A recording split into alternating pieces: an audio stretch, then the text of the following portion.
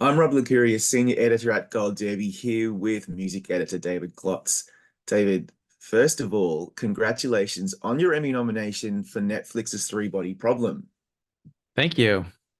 Tell me, how did you find out about this one and how you and the sound editing team were nominated for the show? Yeah, well, I got my phone call from my friend Jana, who gave me a ring and told me I was nominated again. My 23rd nomination in the sound editing category. It's extraordinary, and I'm so never gets old. Always happy to hear the news, and yeah, it's we worked really hard, myself along with the sound editing team on the show.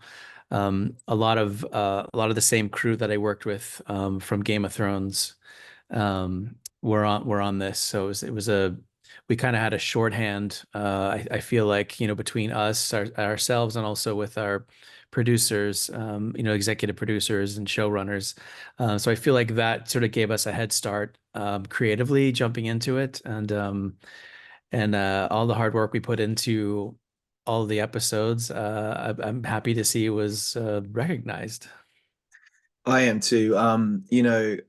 Just for people watching who may not realize, you're not like a Susan Lucci of the Emmys. You've won eight, which is extraordinary for Game of Thrones, American Horror Story, Stranger Things. And I know you said it doesn't get old. I feel like the years where there's not a David Klotz nomination are the strange years because there's just been so many. And so I just want, like, I know it doesn't get old, but it never really loses its magic, does it? To be nominated by your peers, it's a pat on the back for all your hard work. It must be a good feeling when you can now spend the next few weeks being a nominee, even if you don't win. But it must be very rewarding for you. Oh yeah, absolutely. It really is. And I I'm always thrilled. Yeah, it's wonderful. And I mean, and again, having it with the same, like Tim Kimmel, who is a sound supervisor on this show, and also I worked with on Game of Thrones, um coming back and working with him and his team again. It was just nice to have that people coming back and say, hey, what you guys did was great again, and it's fantastic. It really is. It totally is. I want to go back to basics for a sec for people who may not have Mm. seen our previous interview. So I'm curious then for you to explain for everybody, for maybe for dummies like myself, what does a music editor contribute to a series soundscape? So even though I'm nominated in the sound editorial category, my specific position on the show is music editor. So essentially, I'm working with the music that our composer Ramin Javadi writes and composes for the show. So what I'm doing is, when we sit down together with our producers David and Dan and the crew, and we sit and we watch the show from beginning to end, each episode, and we spot where music's gonna start and stop. So I'll create a set of blueprints for everybody. We call them spotting notes, where we know what the plan is for the music, what Ramin's going to write, what kind of cue is he going to write? Is this one going to be a sad cue? Is it going to be, do we want to really land this beat, with something really intense? Is it going to have a lot of percussion or just going to be piano? So we kind of have those sort of notes lined up. Ramin uses that. He goes off, he writes the score. And as he delivers the score, after we've recorded it, that's a lot of the time, that's a lot of where my expertise comes into play, because the picture's constantly changing. Visual effects are coming in, and story points, or maybe they rearrange scenes. So in a sense, I'm constantly working with all of his score tracks to try and keep making sure the music is still working narratively for the story, but also just so, to keep the integrity of the music, so it still sounds like a piece of music and it's not hacked up and chopped. So there's a lot of that work, making sure the music is always working and fitting well. There's also the case where sometimes a cue is needed where he didn't write one, and I'll have to find a piece of music that Ramin had written maybe for a previous episode, and we drop it in and try and make it work. Or when we're on the mix stage, mixing all this the sound together, the music with the dialogue and the effects. Sometimes we realize that, especially in the episode that I was nominated for, which is called Judgment Day, there's a giant sequence Mm. where this boat is. I won't no spoilers about the show, but this is massive, huge sound design sequence. And we had a lot of work to do with Ramin had written a cue, but then the effects are so loud sometimes it's clashing. So I sort of, I work together with our sound mixers and our sound editors and figure out, well, maybe we don't need music here at all. Maybe we drop it out, or maybe we take some of the percussion out so that we can hear all the sounds of the ship coming apart and that kind of thing. Yeah. So it's a team effort, and I'm glad that as a music editor, I'm recognized as a part of the sound team because we do all work together to put it together. Yeah, for people who now have learned something, it's not like the composer composes, the sound team makes the sounds, and then magically they just come together.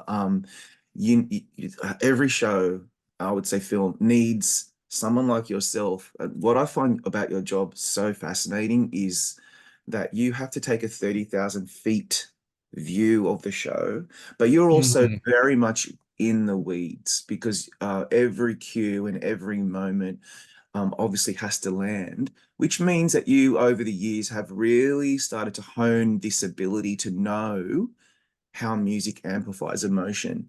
Do you think that that is something that you had to learn the hard way over your career, or is it something that you found to be you were quite a natural at?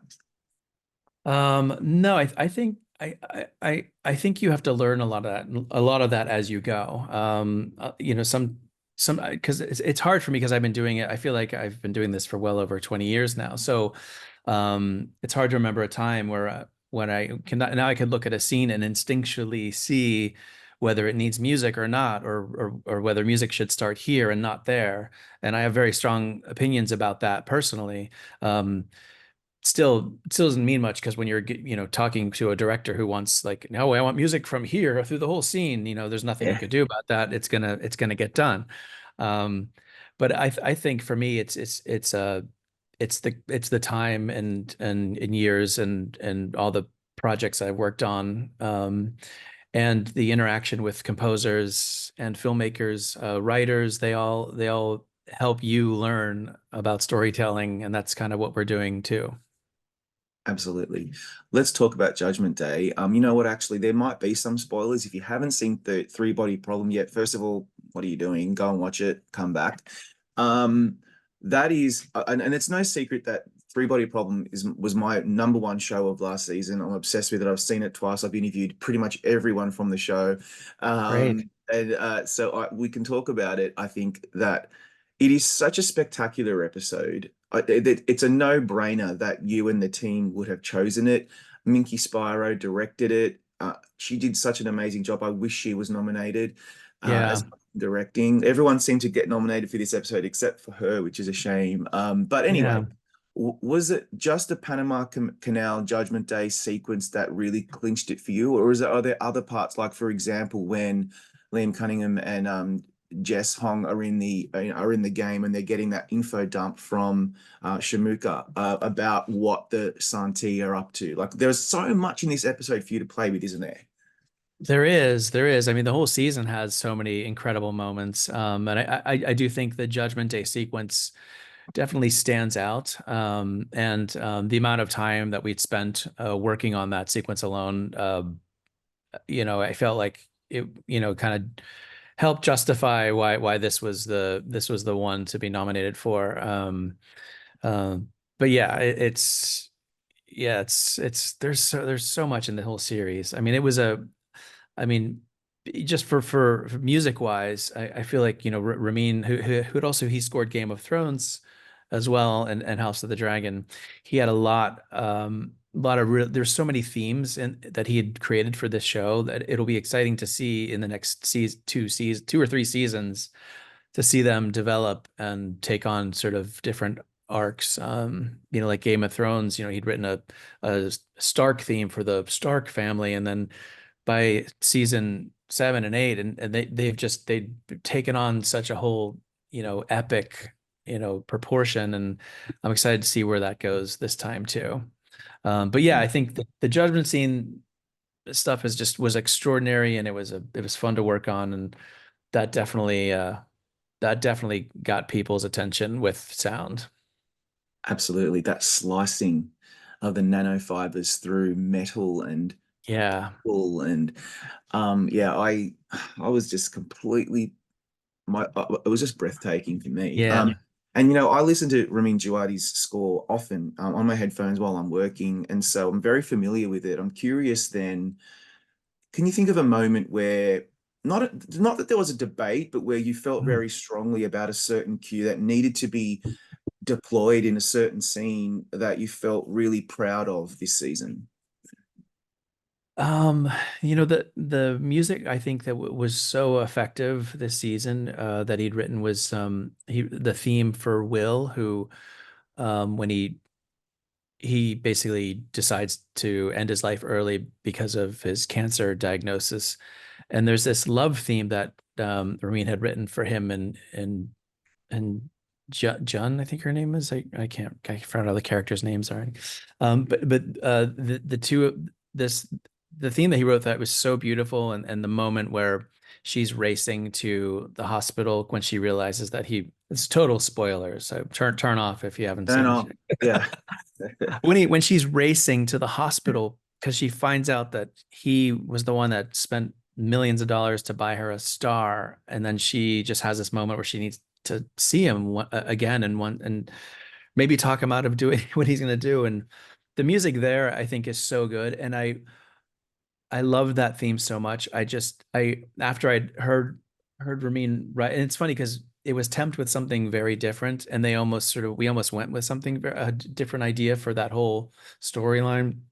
And I think what Ramin had done to kind of beat the temp or kind of replace the other previous ideas that we were attached to, he really knocked it out of the park. And I look forward to hearing that melody used again. And I loved it so much. I think I even I'm trying to think. I think I even tried putting it in. I think I did put it in an end credit somewhere too, because it was so good. But Yeah.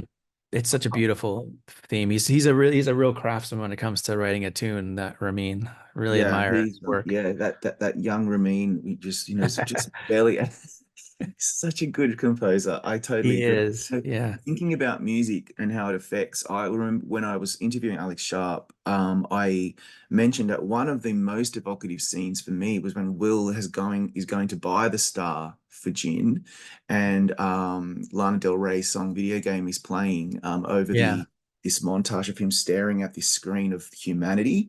Yeah. Completely blew me away. He said it blew him away because it was a song that he was even kind of thinking about. When you're dealing with needle drops as well as Ramin Djawadi's compositions, Mhm. surely that must make things even more complicated. Forgetting about legal rights, but when you have access to the songs and you know that you can use them, um, Yeah. is it always a debate in your mind as to not overplay them, or like talk me through that? Yeah. Well, that's an interesting case because that was decided earlier on to use that song, and everyone loved the way it worked. We had it cut into the Avid over that sequence. Pretty much almost the way it ended up in the show. We had an early version of that, and Ramin, I don't know if you could tell, but Ramin actually wrote a score version of that, which leads us into the song. And so yeah, it was tricky to have it seamlessly because I mean, I think if you know the song very well, you can tell, but they do seamlessly kind of cross into each other, and I felt I felt very proud of my skills for putting that putting that together, and Yeah. for Ramin for doing a beautiful job of arranging the melody. But yeah, I think in general for those kind of moments, it's like a lot of this we deal with on Stranger Things too. The songs they're very much thought out ahead of time. And I think when a filmmaker like David and Dan on this show, and then like the Duffer Brothers on the Stranger Things, when they have an idea and they and know exactly what they want, it makes everyone's life, it makes it easy for me, to be honest. Yeah. So it's when the hard part is sometimes trying to jam in a song at the last minute when you feel like when something maybe wasn't thought like, oh, this is going to be a big musical moment. Um, but this was always very well thought out.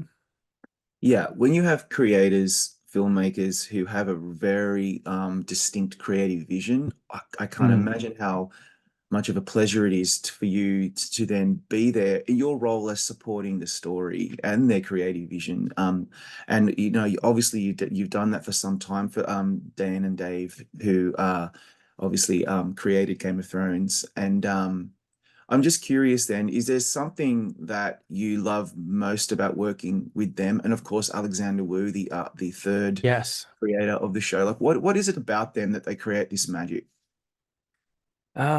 They're just really lovely people who are very good at communicating. They're um, really yeah, really great, talented people. Like all three of them on this show were a joy to work with.